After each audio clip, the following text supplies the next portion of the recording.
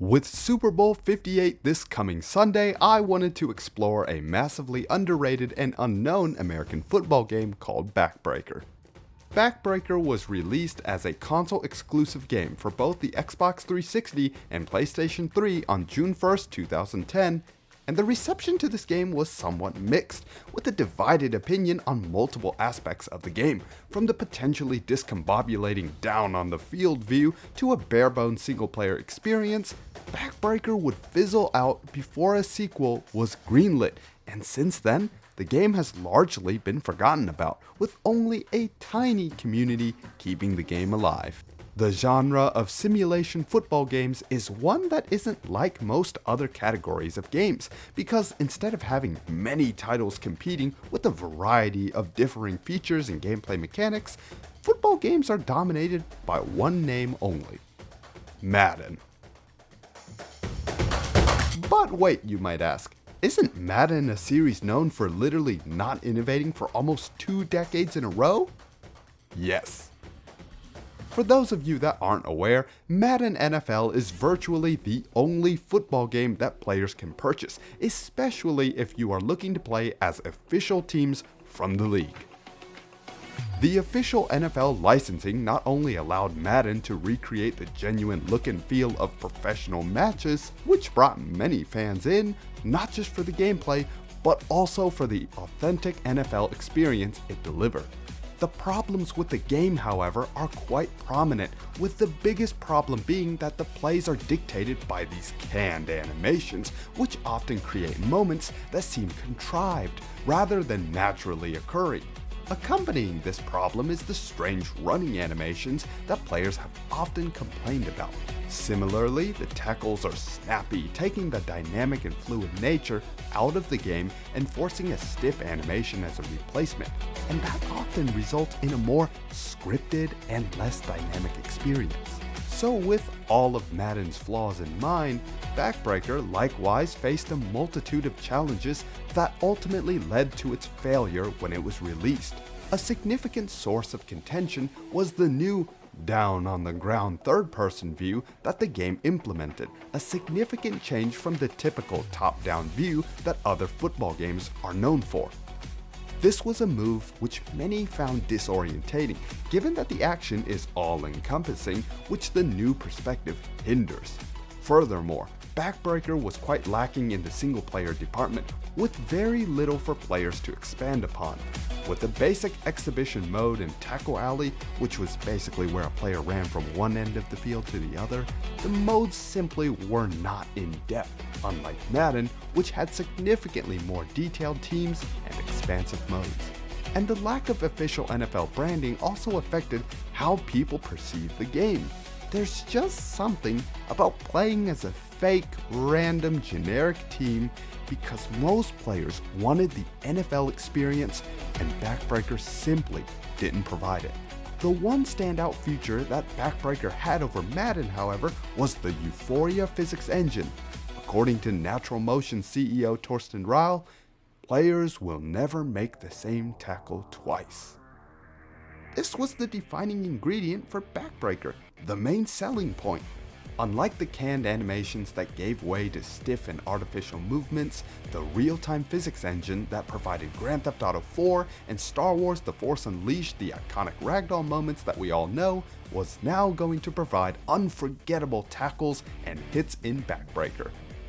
This emphasis on realism and the attempt to utilize a physics engine to get past the limitations of traditional animation systems made Backbreaker an intriguing prospect for players who were looking for a new name and mechanics in football simulation games.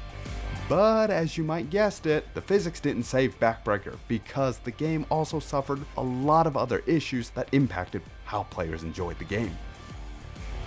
To begin, the physics could make out for very odd incidents in game, such as a light hit suddenly causing the player to go limp or behave in an unnaturally lightweight manner.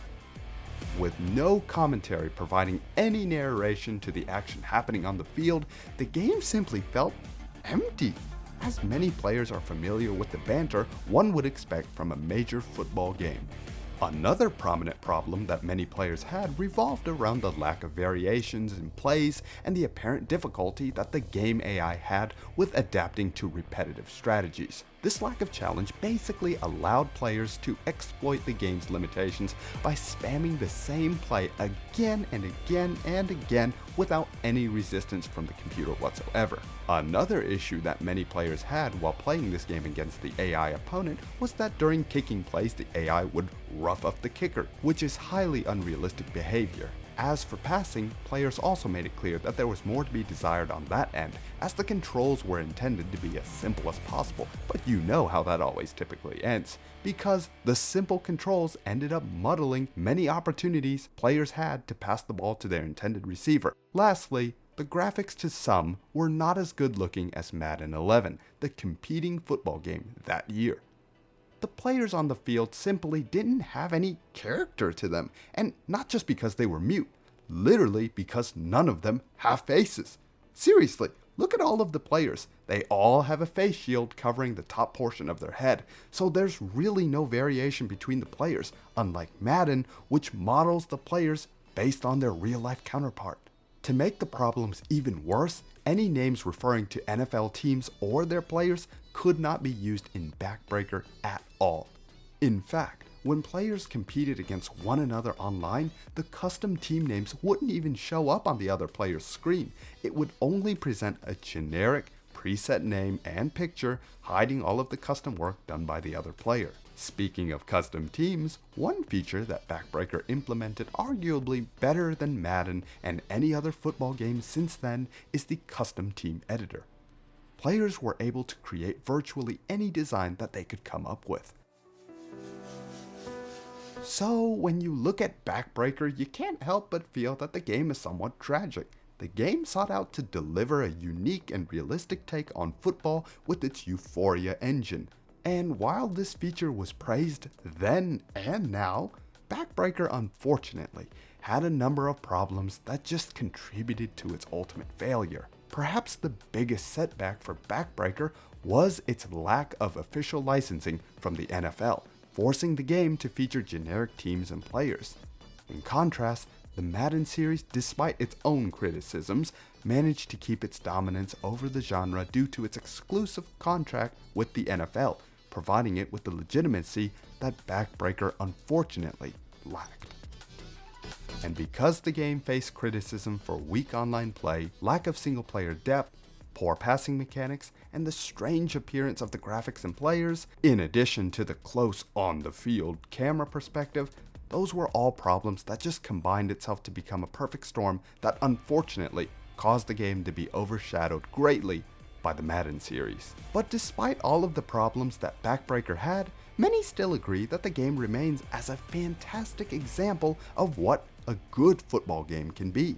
And with EA's exclusive contract with the NFL ending in 2025, there will hopefully be a chance, no matter how slim, that another developer will give an attempt to create the definitive football game, one that hopefully continues the legacy that Backbreaker set.